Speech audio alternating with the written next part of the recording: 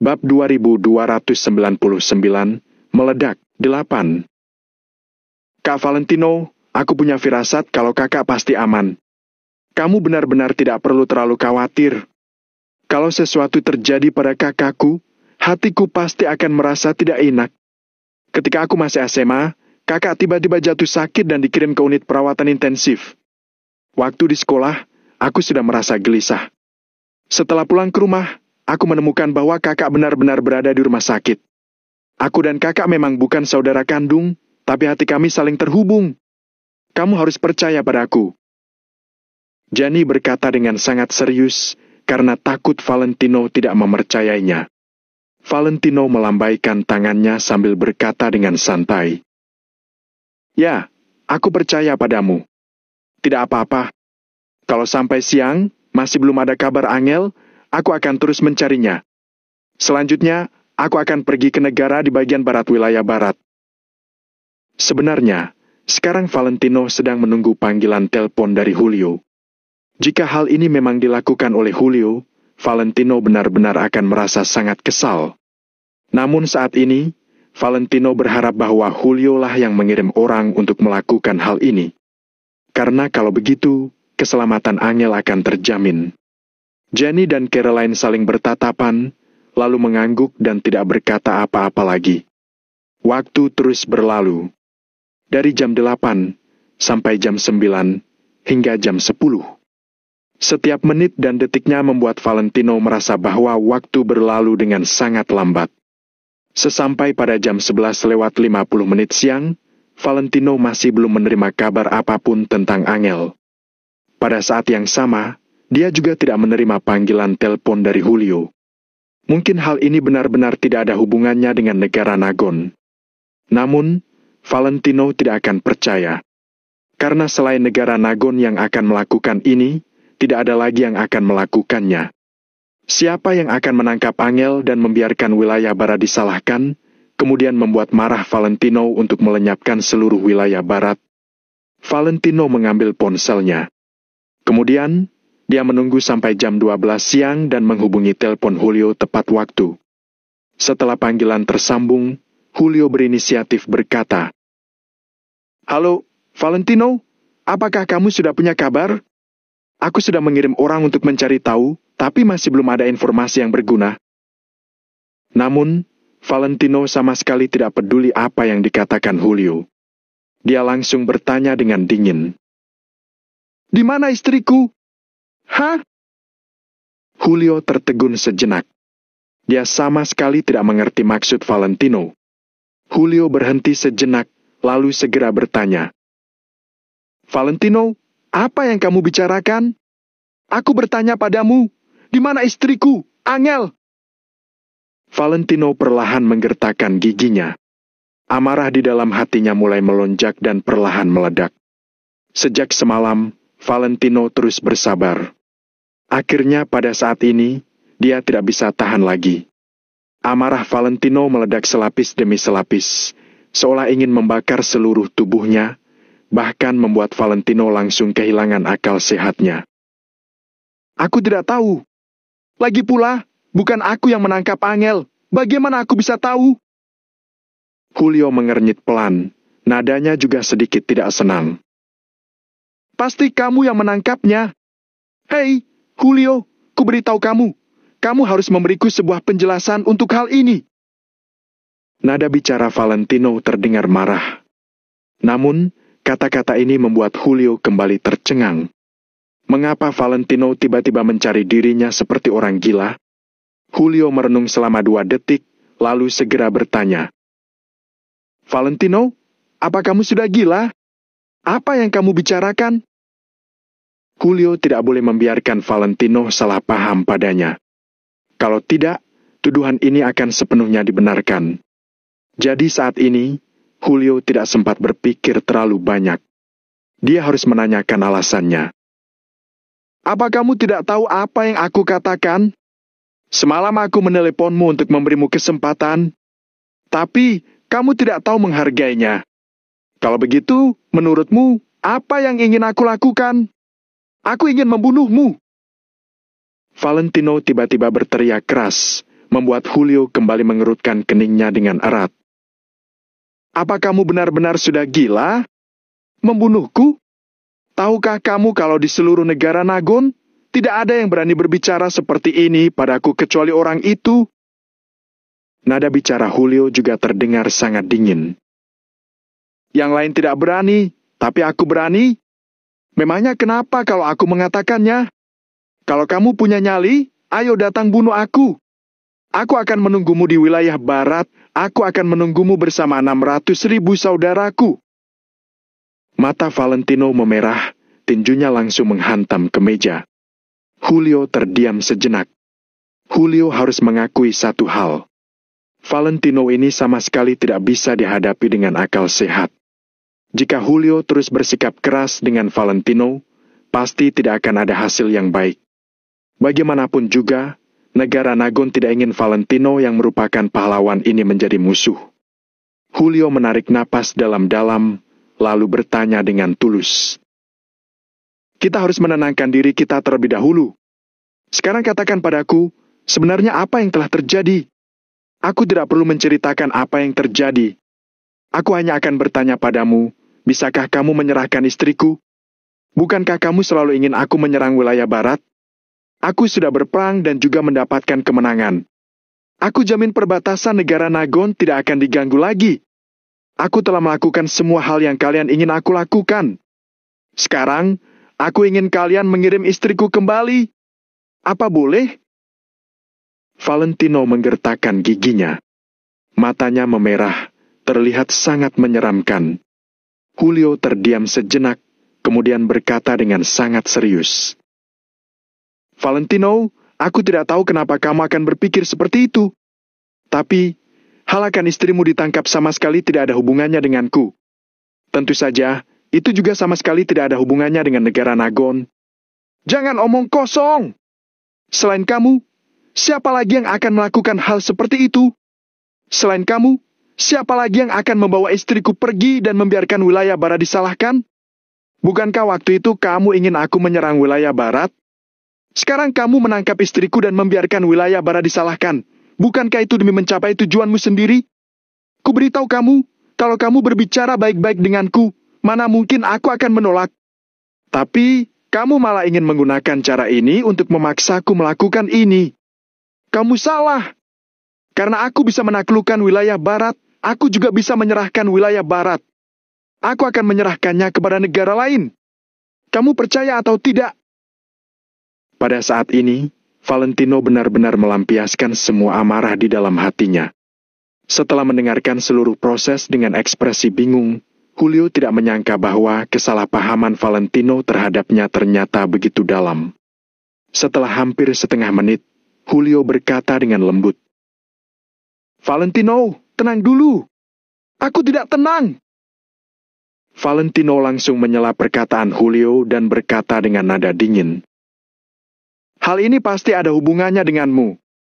Aku tidak peduli metode apa yang kamu gunakan. Sebelum jam 8 malam, Angel harus muncul di depanku dengan utuh. Kalau tidak, kamu, Julio, tidak akan bisa menanggung konsekuensinya. Julio tercengang ketika mendengar kata-kata itu, kemudian langsung berteriak. Valentino, apa yang ingin kamu lakukan? Apa yang akan aku lakukan? Aku memiliki 300.000 prajurit di wilayah selatan dan 200.000 anggota pasukan pedang darah di wilayah barat. Masih ada 100.000 tahanan yang bisa dijadikan sebagai umpan meriam. Totalnya ada 600.000 orang. Sekarang, aku akan mengumpulkan mereka semua. Aku membiarkanmu melihat apa yang akan aku lakukan. Kata Valentino sambil menggertakkan giginya, lalu hendak mengakhiri panggilan. Kamu! Kamu! Julio pun gemetar karena murka. Pak Julio, ada kabar baru dari luar negeri. Saat Valentino hendak menutup telepon, sebuah suara datang dari ujung telepon. Julio menarik napas dalam-dalam, kemudian menekan emosinya dan berkata dengan tenang. Valentino, kamu tenang dulu. Aku akan menghubungimu setelah urusan di sini selesai ditangani. Valentino tersenyum sinis sambil bertanya dengan datar. Hai MPH, Kenapa? Kabar apa itu? Kenapa tidak berani mengatakannya di hadapanku?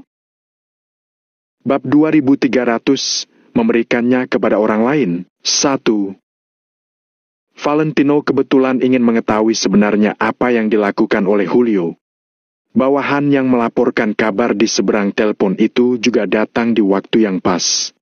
Julio berhenti sejenak, kemudian berkata, "Valentino, ada beberapa hal yang bersifat rahasia, kamu seharusnya tahu." "Rahasia?" "Sekarang aku, Valentino, masih memiliki pangkat Panglima Bintang 3. "Kenapa?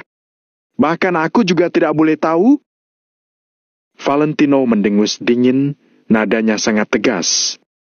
Kalimatnya ini langsung membuat Julio tidak bisa berkata-kata. Di seluruh negara Nagon, hanya terdapat 2 Panglima Bintang 3. Bagi orang lain, mungkin itu adalah rahasia.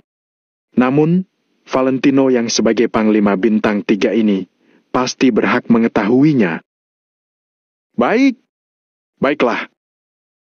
Julio tidak banyak bicara lagi. Dia mengisyaratkan bawahannya untuk melapor. Valentino menyalakan pengeras suara ponselnya, lalu meletakkannya di atas meja sambil menunggu dengan tenang. Segera, suara bawahan itu terdengar dari ujung telepon. "Pak Julio, ada yang tidak beres. Kedutaan mengirim kabar bahwa negara Amari telah membuat langkah besar.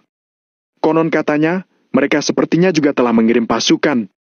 Orang-orang kita ingin pergi bernegosiasi, tetapi mereka tidak melayaninya.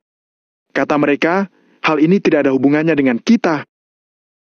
Bawahan ini berbicara dengan cepat dan segera melaporkan situasinya.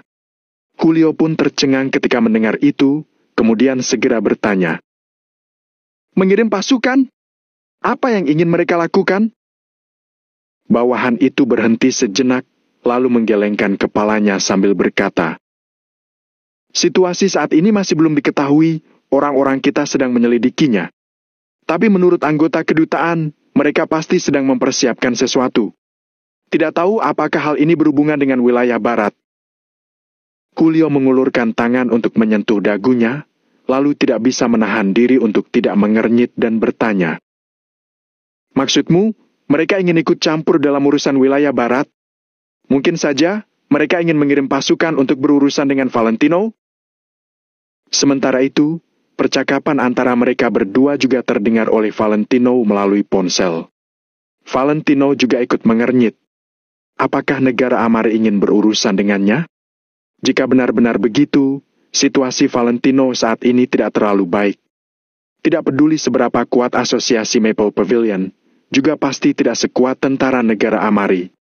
Selama ini, kekuatan militer negara Amari bisa menempati peringkat teratas di seluruh dunia. Lebih dari 500.000 prajurit Valentino ini memang bisa menjadi yang terkuat di area perbatasan. Namun jika menghadapi sebuah negara, itu tidak akan ada peluang untuk menang. Meskipun ini semua hanya dugaan, Valentino tetap harus mempertimbangkannya. Sekarang, semuanya tergantung pada sikap Julio. Bawahan itu berbisik, "Pak Julio, pihak kedutaan juga menduga seperti itu. Pihak negara Amari mungkin ingin menyerang Jenderal Valentino." Julio mendengus dingin sambil berkata, "Apa mereka berani? Tanah kekacauan wilayah barat memang bukan milik negara Nagon, tetapi itu juga bukan milik negara Amari. Apa hubungannya mereka dengan hal yang terjadi di sana? Pertempuran ini sepenuhnya dilakukan oleh kekuatan pribadi Valentino, sama sekali tidak ada hubungannya dengan negara Nagon. Mereka tidak punya alasan untuk mencampuri urusan wilayah barat. Jadi, kalau mereka benar-benar berani mengulurkan tangan, aku akan mematahkan tangan mereka." Saat ini, Julio berbicara dengan sangat tegas. Hatinya juga penuh dengan percaya diri. Inilah mengapa Julio tidak mau membiarkan negara Nagon mengambil tindakan dengan mudah. Di zaman sekarang ini, semua hal harus memiliki alasan yang valid. Negara Nagon tidak akan mengambil tindakan dengan mudah, tetapi bukan berarti para kekuatan luar negeri ini boleh sembarangan bertindak. Siapapun yang bertindak terlebih dahulu, berarti dialah yang duluan melanggar aturan. Kali ini, Julio mengontrol dengan sangat ketat. Sehingga dari awal sampai akhir, negara Nagon sama sekali tidak ikut campur tangan. Karena itu, sekarang Julio sangat percaya diri. Selama negara Amari mengambil tindakan, negara Nagon tidak akan membiarkan mereka memprovokasi sesuka hati. Julio mendengus dingin dan memerintah dengan nada mendominasi. Mereka tidak punya alasan untuk menyerang Valentino, jadi negara Nagon juga tidak akan duduk diam saja. Perhatikan gerak-gerik mereka. Selama mereka berani mengambil tindakan, kita akan segera mengerahkan pasukan ke sana. Baik. Setelah menerima perintah, bawahan itu pun meninggalkan ruangan.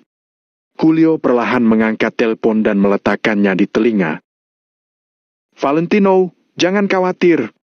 Kalau negara Amari menyerangmu, aku pasti akan mengirim orang ke sana.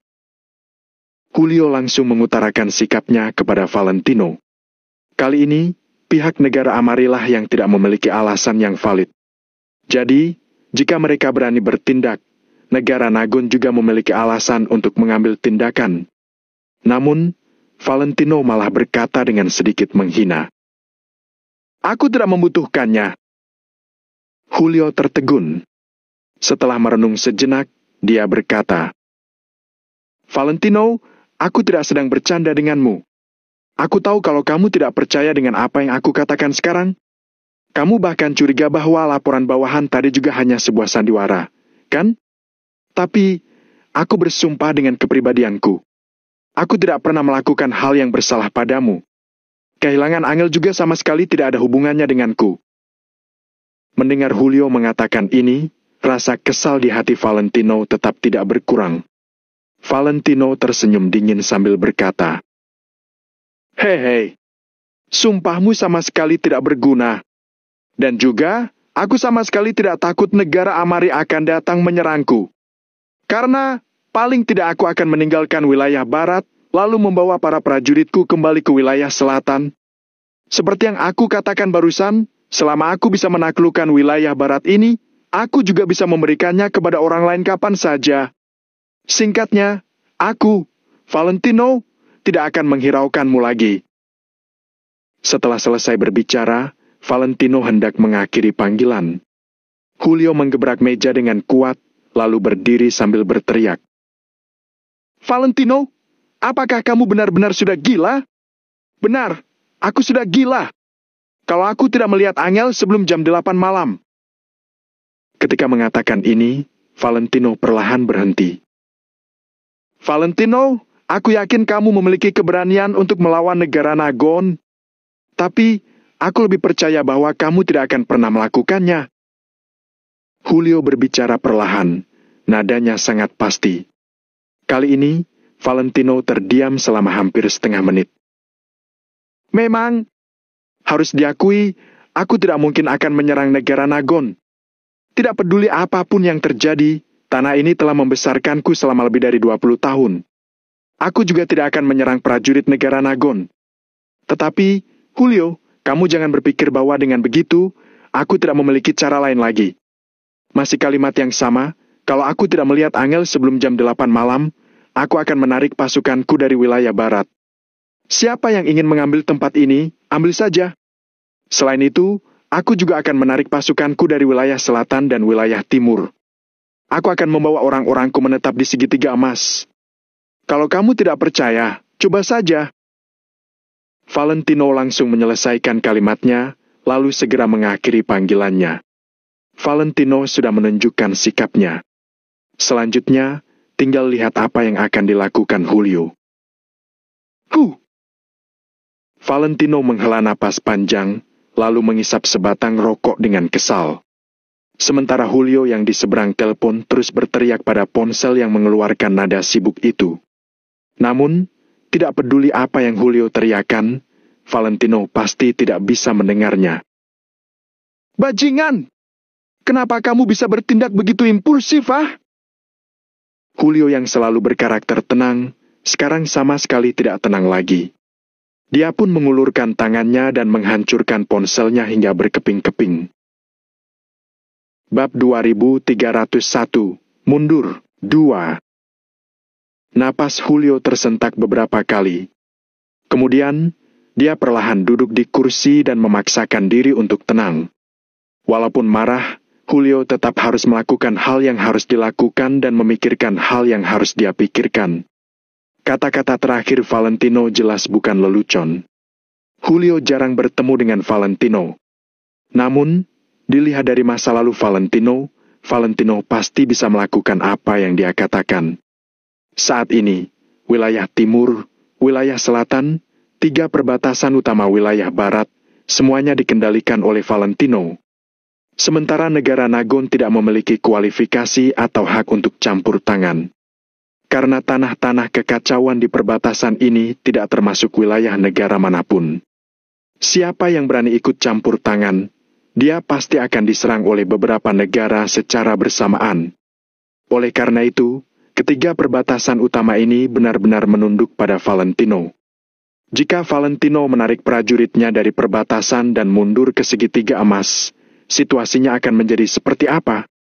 3 perbatasan utama yang awalnya sudah tenang akan kembali menjadi tempat tanpa tuan dan tanah kekacauan. Dunia yang kacau akan menghasilkan pahlawan yang hebat. Siapa yang bisa menjamin bahwa sampai saat itu tidak akan muncul seorang Dekin atau Negan lagi?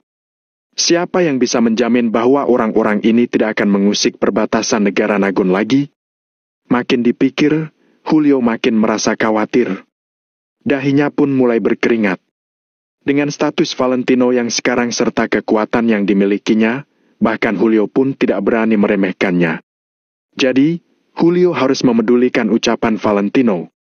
Setelah merenung selama hampir 2 menit, Julio langsung mengeluarkan ponselnya dan mulai membuat pengaturan. Di wilayah barat. Setelah mengakhiri panggilan dengan Julio, Valentino juga merasa sangat kesal. Dia selalu mempercayai penilaiannya sendiri. Namun kali ini, dia malah merasa sedikit tidak yakin. Dilihat dari situasi saat ini, kemungkinan Julio sangat besar. Namun, di kedalaman hati Valentino, dia juga merasa bahwa Julio tidak akan melakukan ini. Hal yang paling penting adalah sekarang Valentino sudah tidak ada jalan keluar lagi. Jadi, tidak peduli apakah Julio yang melakukannya atau tidak, saat ini dia harus disalahkan. Sama seperti Negan dan orang wilayah barat lainnya, tidak peduli apakah mereka menangkap Angel atau tidak, mereka semua akan tetap disalahkan dalam situasi seperti itu. Sementara kali ini, Valentino ingin menyalahkan Julio. Secara kasar dan tidak masuk akal. Bagi Valentino yang saat ini, tidak ada yang namanya berperilaku dengan sopan. Chris, kamu dan Mario pergi kumpulkan semua orang. Begitu aku memberi perintah, kita akan langsung meninggalkan wilayah barat. Valentino segera mengambil ponselnya untuk menelepon Chris. Chris tampak bingung. Setelah tertegun sejenak, dia segera bertanya. Kak Valentino, apa yang kamu katakan? Maksudmu, semuanya meninggalkan wilayah barat? Ya, benar. Valentino menggertakkan giginya sambil mengangguk. Kenapa? Chris mengelus kepalanya. Dia sama sekali tidak bisa memahami tindakan Valentino. Chris bukan ingin meragukan atau menentang keputusan Valentino. Namun bagaimanapun juga, wilayah barat ditaklukkan oleh asosiasi Maple Pavilion dengan mengorbankan orang yang tak terhitung jumlahnya. Jika bukan karena pasukan pedang darah tiba-tiba turun tangan, mungkin seluruh asosiasi Maple Pavilion akan musnah total di wilayah barat. Setelah mengambil risiko sebesar itu dan mengorbankan begitu banyak nyawa, wilayah barat akhirnya ditaklukkan. Namun sekarang, Valentino malah hendak membawa orang mundur dan menyerahkan wilayah barat kepada orang lain. Ini jelas merupakan perilaku yang sangat tidak rasional. Jika Valentino benar-benar ingin melakukan ini, itu juga akan membuat prajurit Maple Pavilion yang tak terhitung merasa kecewa. Tidak ada alasan, lakukan saja. Valentino berhenti sejenak.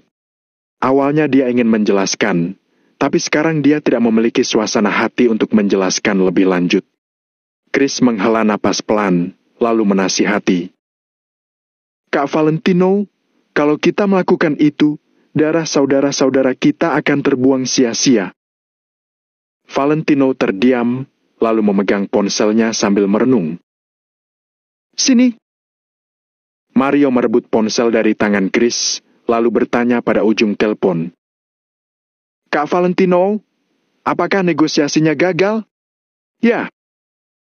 Valentino mengangguk perlahan. Mario berhenti sejenak, lalu bertanya lagi. Kita harus melakukan ini, kah? Valentino terdiam beberapa detik, lalu tetap mengangguk dan menjawab. Ya, baiklah. Kami akan kumpulkan semua prajurit sekarang juga. Mario langsung menyetujuinya tanpa basa-basi. Setelah Mario dan Valentino mengakhiri panggilan, Chris bergegas maju dan langsung meraih kerah baju Mario. Gila! Kalian pasti sudah gila! Kak Valentino menjadi gila karena Kak Angel. Kamu tidak hanya tidak menghentikannya, malah ikut menggila? Kali ini, Chris jarang-jarang bersikap rasional. Namun, Mario yang biasanya lebih berhati-hati daripada Chris malah menjadi sangat impulsif. Kepribadian Mario dan Chris sepertinya tertukar. Mario mengelus hidungnya, lalu menatap Chris sambil berkata dengan lembut. Sebagai sahabat, bukankah kita harus saling menemani dan menggila bersama? Kamu! Chris tiba-tiba melebarkan matanya, lalu perlahan melepaskan kerah Mario. Mario menatap Chris sambil bertanya dengan tenang. Kalau kamu menang, aku akan menemanimu menguasai dunia. Kalau kamu kalah, aku akan menemanimu untuk bangkit kembali. Hanya berdasarkan persahabatan kita, aku berani merajalela dalam hidupmu selama sisa hidupku. Bukankah kamu, Chris, yang mengatakan ucapan ini? Kamu. Chris berhenti sejenak, lalu menggertakkan giginya dan terdiam. Bukankah kamu juga bilang denganku bahwa di matamu, walaupun sahabat sudah melakukan kesalahan, itu juga tetap benar?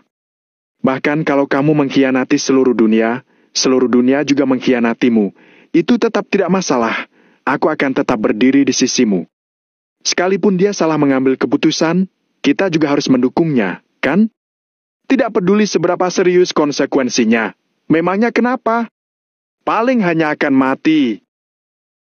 Ketika mengatakan ini, Mario mengulurkan tangannya untuk menepuk dada Chris. Tanyakan pada dirimu sendiri, apakah kamu takut mati? Ada sahabat yang menemanimu. Apakah kamu takut mati? Aku takut, tapi memangnya kenapa? Hidup dan mati sudah ditakdirkan oleh Tuhan. Setelah selesai berbicara, Mario perlahan berbalik dan berjalan keluar. Chris melebarkan matanya dan melihat Mario pergi. Dia pun menelan ludahnya beberapa kali. Mario yang selalu tenang dan berhati-hati malah akan mengucapkan kata-kata seperti itu, benar-benar mengejutkan Chris. Biasanya, Mario yang akan menghentikan Chris untuk melakukan sesuatu. Namun hari ini, mereka malah berganti posisi. Berhenti kamu! Chris tiba-tiba berteriak untuk menghentikan Mario. Kenapa? Mario berhenti sambil mengernyit. Mata Chris membelalak marah. Dia menatap Mario sambil memarahi. Kata-kata yang kamu katakan barusan hanyalah omong kosong belaka. Mario semakin mengerutkan keningnya dan segera bertanya dengan cemberut. Ada apa denganku? Chris menunjuk Mario sambil bertanya dengan nada tidak baik. Sialan, kamu masih nanya? Kamu bilang sekalipun sahabat salah mengambil keputusan, kita tetap harus mengikutinya. Lalu, bagaimana kamu memperlakukanku? Kenapa setiap kali aku hendak melakukan sesuatu ataupun membuat keputusan, kamu malah menghentikanku? Mario tercengang ketika mendengar kata-kata itu. Setelah itu, dia menatap Chris dengan terkejut. Bab 2302, aku telah mengecewakan kalian. 3. Kamu, apa ide-ide bodohmu itu juga pantas disebut keputusan? Dengan kata lain, apa kecerdasanmu memenuhi syarat untuk dibandingkan dengan Kak Valentino? Mario terkejut, seolah-olah pertanyaan yang ditanyakan Chris ini sangat bodoh. Sialan! Mata Chris melebar lagi. Mulutnya bergumam untuk waktu yang lama, tapi dia tidak bisa membantahnya. Apa yang kamu katakan memang masuk akal. Kalau begitu, aku juga akan pergi. Chris memarahi, lalu mengikuti Mario dengan tertatih-tatih. Dalam sekejap mata, waktu sudah menunjukkan jam 8 malam. Jam 8 adalah waktu yang disepakati oleh Valentino dengan Julio. Pada akhirnya, Julio tetap mengecewakan Valentino. Tepat jam 8 malam, Valentino perlahan keluar dari dalam kamar. Chris, Mario dan beberapa ketua utama pasukan pedang darah sudah menunggu di luar. Begitu melihat Valentino berjalan keluar, semua orang pun langsung mendekat. Chris segera menunjuk pasukan di sebelah kiri sambil melapor kepada Valentino. Kak Valentino, sebelumnya ada sebagian prajurit Maple Pavilion yang kembali untuk mengurus kamp kita terlebih dahulu. Sekarang masih ada 200.000 orang, semuanya sudah ada di sini. Seorang ketua pasukan pedang darah melangkah maju dan berkata, Kak Valentino, anggota pasukan pedang darah sebanyak 200.000 orang, semuanya sudah ada di sini. Valentino perlahan menoleh dan melihat ke depan. Di sebelah kiri, ada 200.000 prajurit yang memegang bendera asosiasi Maple Pavilion. Di sebelah kanan adalah anggota pasukan pedang darah yang memegang pedang tempur. Angin dingin bertiup. Tim besar yang terdiri dari 400.000 orang ini membawakan sebuah aura membunuh yang sangat dingin. Meski mereka semua terdiam, semacam aura membunuh yang kuat tetap menyelimuti seluruh lapangan.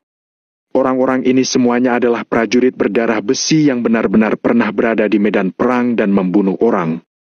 Begitu aura membunuh dari 400.000 orang ini berkumpul, seberapa kuat dan menakutkannya itu, api-api kecil yang berantakan bersatu menjadi sebuah kekuatan.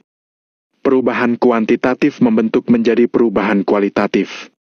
Kekuatan seseorang mungkin lemah, tetapi jika ribuan orang atau bahkan ratusan ribu orang berkumpul bersama, kekuatan itu akan menjadi sangat kuat hingga bisa menghancurkan bumi.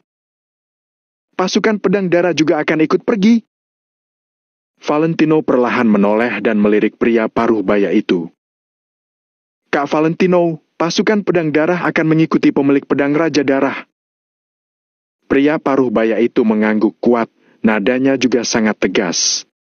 Valentino terkejut, kemudian mengiyakan dengan lembut. Setelah itu, Valentino perlahan menoleh lagi. Matanya menyapu 400.000 orang di depannya.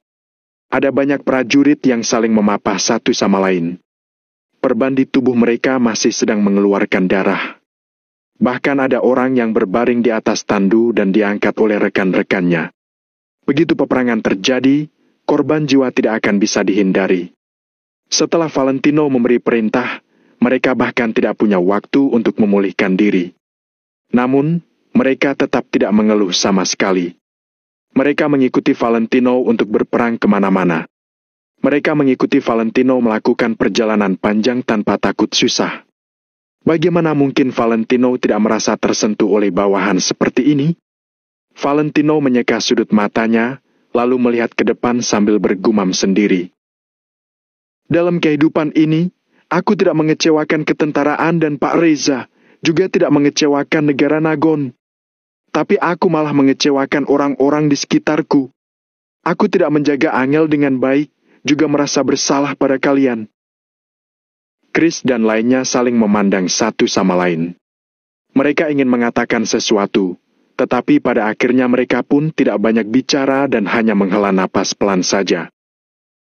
Ada beberapa hal kalau sudah dilakukan, tidak perlu disesali lagi.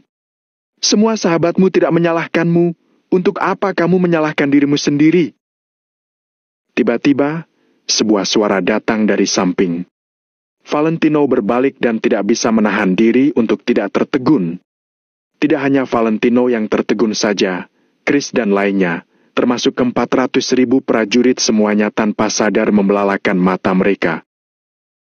Hebat sekali, saudaraku! Astaga! Semua orang tanpa sadar menelan ludah mereka. Hanya terlihat ketua pasukan Rose, berjalan di barisan terdepan. Sementara Jenny dan Caroline mengikutinya di kedua sisi. Di belakangnya, masih ada Jasmine yang telah beberapa kali bertemu dengan Valentino, juga ada Kak Siana si pemilik bar, serta Sylvia dan lainnya. Totalnya ada sebanyak 100 orang. Terlebih lagi, semuanya adalah wanita yang sangat cantik. Ratusan wanita cantik masing-masing memiliki kelebihannya sendiri. Semuanya berpenampilan bagus dan memiliki sosok yang indah. Suka melihat wanita cantik sudah menjadi sifat dasar pria. Jadi pada saat ini, prajurit yang tak terhitung jumlahnya pun tidak bisa mengalihkan pandangan mereka. Suasana yang sebelumnya masih sedikit sedih pun seketika memudar. Rose berjalan di barisan terdepan, diikuti oleh ratusan wanita cantik. Semua orang memegang sebuah SMG. Sikap mereka yang heroik sama sekali tidak kalah dari pria. Rose menghampiri Valentino, lalu bertanya sambil tersenyum tipis. "Kenapa? Apa kata-kataku salah?" Valentino mengelus hidungnya, lalu menggelengkan kepalanya seraya berujar. "Menyesal sepertinya tidak berguna. Di dunia ini juga tidak ada obat penyesalan." "Benar, tidak ada obat penyesalan di dunia ini. Jadi, apa yang perlu kita lakukan? Yang perlu kita lakukan adalah menghargai saat ini dan menantikan hari esok. Lagi pula, orang tidak boleh hanya hidup dalam kenangan," ujar Rose sambil menatap Valentino dengan tatapan penuh arti. Valentino selalu merasa bahwa kata-kata Rose ini sepertinya memiliki makna yang tersirat. Namun, Valentino tidak terlalu memikirkannya. Dia hanya mengangguk ringan. Valentino menggelengkan kepalanya untuk menyingkirkan pikirannya yang berantakan. Setelah itu, dia menunjuk ke orang-orang di belakang Rose sambil bertanya, "Apakah kamu hendak mengantar kami bersama pasukan wanitamu?" "Bukan." Rose menggeleng perlahan. "Kalau begitu apa?" Valentino menatap Rose dengan sedikit keraguan. "Pasukan Rose kami akan pergi bersama kalian." Rose langsung mengatakan apa yang dia pikirkan tanpa ragu. Ketika kata-kata ini dilontarkan, semua orang pun tercengang. Apakah Rose sedang bercanda? Dia ingin pergi bersama asosiasi Maple Pavilion? Pasukan Rose telah berkembang lama di sini. Bisa dikatakan bahwa kekuatan mereka sudah mulai berpengaruh. Namun sekarang, Rose malah ingin meninggalkan segalanya dan pergi bersama asosiasi Maple Pavilion. Ini sedikit tidak realistis. Akan tetapi, sorot mata Rose terlihat sangat serius dan sama sekali tidak bermaksud bercanda. Valentino ragu sejenak, lalu bertanya, "Apa yang ingin kamu lakukan? Kami bukan pergi untuk berperang, jadi tidak perlu bantuanmu." "Aku tahu." Rose mengangguk. Setelah berhenti sejenak, dia berkata, "Anggota pasukan Rose yang seharusnya pergi sudah pergi, yang seharusnya bubar juga sudah dibubarkan. Orang-orang yang tersisa ini semuanya bersedia mengikuti asosiasi Maple Pavilion. Mereka semua sudah bilang kalau kedepannya mereka hendak mencari suami, mereka pasti akan memilihnya dari prajurit Maple Pavilion." Rose tersenyum sambil menatap Valentino dengan serius. Valentino menggaruk kepalanya, lalu menatap Rose sambil bertanya, "Tidak sedang bercanda?" "Tidak, sama sekali tidak." Rose menggeleng perlahan, lalu kembali mengangguk kepalanya dengan kuat. "Ini." Valentino merenung untuk sementara waktu, lalu berkata, "Tidak, kalian tidak perlu pergi ke sana. Pasukan Rose sudah lama berkembang di sini. Kekuatanmu juga pasti sudah berskala." Bab 2303. Terima kasih. 4. Setelah kami pergi, wilayah barat ini pasti akan menjadi tanah tanpa tuan. Pada saat itu, kekuatan baru akan lahir. Sebelum kelahiran kekuatan baru, pasti akan terjadi pertempuran besar yang tak terhitung jumlahnya. Jadi, aku tidak menyarankanmu untuk mengembangkan pasukan Rose di sini. Tapi, aku bisa membantumu menyatukan puluhan kota perbatasan di sekitar. Selama kamu menguasai pajak perdagangan puluhan kota kecil ini, sudah cukup bagi pasukan Rose untuk hidup makmur. Valentino menatap Rose sambil mengatakan sarannya. Faktanya, Valentino sudah memikirkan hal-hal ini dalam benaknya beberapa hari yang lalu. Bagaimanapun juga, Rose dan lainnya hanyalah wanita. Jadi, mereka tidak cocok untuk tinggal di dataran besar wilayah barat. Awalnya, Valentino berpikir bahwa setelah asosiasi Maple Pavilion menaklukkan wilayah barat, dia akan menyerahkan puluhan kota perbatasan di sekitar kepada pasukan Rose untuk mengurusnya. Adanya asosiasi Maple Pavilion sebagai pendukung, pasti tidak ada yang berani menyentuh mereka. Hanya saja sekarang Valentino sedang berselisih dengan Julio, sehingga rencana Valentino juga harus diubah. Namun, Valentino pasti tidak akan lupa untuk membantu pasukan Rose. Lagi pula, ketika Valentino pertama kali tiba di wilayah barat, pasukan Rose telah banyak membantunya. Sekarang, Valentino tentu harus membuat beberapa pengaturan untuk membalas kebaikan mereka. Setelah Valentino selesai berbicara, Rose menatap Valentino dengan ekspresi datar sambil bertanya, "Apa kamu sudah selesai berbicara?" Valentino tertegun sejenak, lalu menatap Rose sambil bertanya, "Kalau tidak, kamu juga bisa menceritakan pikiranmu. Aku tidak punya ide apapun." Rose memalingkan mukanya sambil berkata, "Sebenarnya, aku sudah membubarkan anggota pasukan Rose. Kamu juga tahu bahwa banyak anggota pasukan Rose adalah gadis yang terluka karena cinta. Mereka sudah sepenuhnya kecewa dengan cinta dan sangat membenci pria, begitu juga dengan aku. Sejak aku mulai memiliki ingatan, ibuku sudah dipukuli dan dianiaya oleh ayahku setiap hari. Jadi, aku tidak memiliki kesan yang baik terhadap pria sejak aku masih kecil. Sampai kemunculanmu. Semua ucapan dan perilakumu benar-benar sangat menyentuh kami. Bahkan bisa dikatakan bahwa karena cara kerjamu, banyak anggota pasukan Rose telah mengubah pandangan mereka terhadap cinta dan pria. Mereka mulai yakin bahwa masih ada cinta dan pria baik di dunia ini. Hanya saja, mereka belum pernah menemuinya." Ketika Rose mengucapkan kata-kata ini, semua orang mendengarkan dengan sangat serius, bahkan Valentino pun mengangguk pelan. Ada ribuan kata di dunia ini, tapi kata cinta paling menyakitkan. Valentino juga sangat memahami kalimat ini. Rose perlahan mengangkat kepalanya, lalu menatap mata Valentino sambil berkata dengan lembut, "Valentino, kamu sudah mengubah kami. Sekarang, kamu malah ingin meninggalkan kami. Apakah menurutmu itu pantas?" Valentino langsung terdiam. Kata-kata Rose membuat Valentino tidak bisa membantah sama sekali. Rose menoleh untuk melihat 100 gadis di belakangnya, lalu berkata dengan tegas, "Jadi, kami harus mengikutimu dan kamu tidak boleh menolak. Inilah hak kami. Bahkan kalau kamu tidak membiarkan kami ikut, kami juga akan tetap pergi ke sana sendiri. Ya, kami akan pergi.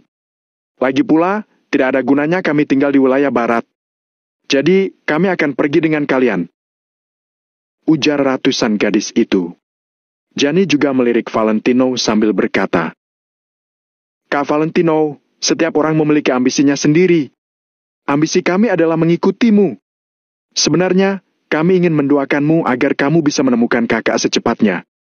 Lalu, kami ingin bersama-sama menyaksikan momen kalian bertemu." Gianni menatap Valentino, nada bicaranya sangat serius. "Hai." Valentino menghela napas pelan. Dia sama sekali tidak tahu bagaimana menolaknya. Saat Valentino sedang ragu, Rose tiba-tiba berbalik dan berteriak pada 400.000 prajurit. "Saudara-saudara Asosiasi Maple Pavilion, aku ingin membawa para saudari di belakangku ini untuk pergi bersama kalian. Apakah kalian bersedia?" "Sialan, tentu harus bersedia, dong. Bersedia! Bersedia!" Semua orang langsung berteriak tanpa ragu. Bahkan Chris pun terus mengangguk. Terlepas dari hal lain, penampilan anggota pasukan Rose memang sangat menarik perhatian. Rose mengulurkan tangannya untuk menunjuk kerumunan sambil berkata, "Kamu lihat, kurasa kamu tidak bisa memutuskan hal ini sendirian." Valentino hanya bisa menggelengkan kepalanya dengan tak berdaya. Bagaimanapun juga, Valentino tidak mungkin akan merampas hak prajurit Maple Pavilion untuk menyukai wanita cantik. Jadi, hal ini pun sudah diputuskan. "Baiklah, kalau begitu aku tidak akan membicarakannya lagi." Valentino mengangguk ringan sambil mengibaskan tangannya. Rose segera membawa sekelompok gadis berjalan ke samping pasukan. Semua orang berbaris untuk menunggu perintah Valentino. Awalnya, ada banyak kata-kata yang ingin Valentino lontarkan kepada semua orang. Namun, Valentino tidak mengucapkan sepatah kata pun. Sebenarnya, Valentino sama sekali tidak perlu mengatakan apapun. Valentino awalnya berpikir bahwa keputusan gegabah ini akan membuat banyak orang mengeluh. Namun setelah melihat sorot mata para prajurit, Valentino mengerti bahwa dirinya benar-benar tidak perlu menjelaskan apapun. Para prajurit Maple Pavilion ini tidak membutuhkan penjelasannya. Yang perlu dilakukan Valentino adalah menggunakan upaya terbaiknya untuk membawa mereka berjalan lebih jauh dan membuat mereka hidup lebih baik. Ini sudah cukup. Valentino melihat ke arah kerumunan, lalu perlahan naik ke sebuah mobil. Setelah itu, dia memegang mikrofon dan berkata, "Saudara-saudara, sudah waktunya untuk pergi. Ayo berangkat." Semua orang berteriak serempak. Lebih dari 400.000 orang berteriak keras hingga mengguncang langit. Ketika mendengar suara yang memekakan telinga itu, Valentino pun merasa linglung. Dia juga merasa semakin emosional di dalam hatinya. "Aku tidak ingin berbicara terlalu banyak, tapi Asosiasi Maple Pavilion datang ke wilayah barat tetap saja merupakan sebuah hal yang berarti." Valentino perlahan berbicara. Semua orang pun segera diam. Asosiasi Maple Pavilion awalnya bernama Pasukan Agasan. Selanjutnya, begitu Valentino mengucapkan kalimat pertamanya, Chris dan banyak prajurit Maple Pavilion langsung tercengang. Pasukan Agasan. Nama ini sudah tersimpan cukup lama di dalam kenangan.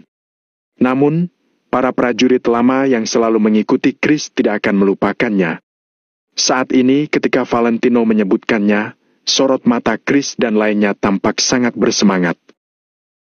Menurut perhitungan waktunya, pasukan ini didirikan oleh Chris 4 tahun lalu. Dalam waktu 4 tahun ini, tidak peduli bangkit atau jatuh, pasukan Agasan tetap bersatu dan juga merasakan kehormatan bersama. Sampai akhirnya berganti nama menjadi Asosiasi Maple Pavilion, kemudian mengalami perkembangan yang pesat. Kita menaklukkan segitiga emas. Kita menaklukkan wilayah timur dan menghancurkan wilayah selatan. Saat ini, Asosiasi Maple Pavilion telah menancapkan bendera Asosiasi Maple Pavilion ini di setiap sudut wilayah barat. Walau kita tidak pergi ke wilayah utara, nama Asosiasi Maple Pavilion juga tetap tersebar di sana. Semua ini adalah kemuliaan kalian, adalah kehormatan prajurit Maple Pavilion. Aku, Valentino, berterima kasih atas kerja keras kalian. Terima kasih kalian tidak pernah meninggalkanku. Terima kasih kalian tidak takut pada kematian. Terima kasih atas kesetiaan dan keberanian kalian. Setelah selesai berbicara, Valentino membungkuk pada semua orang di depannya.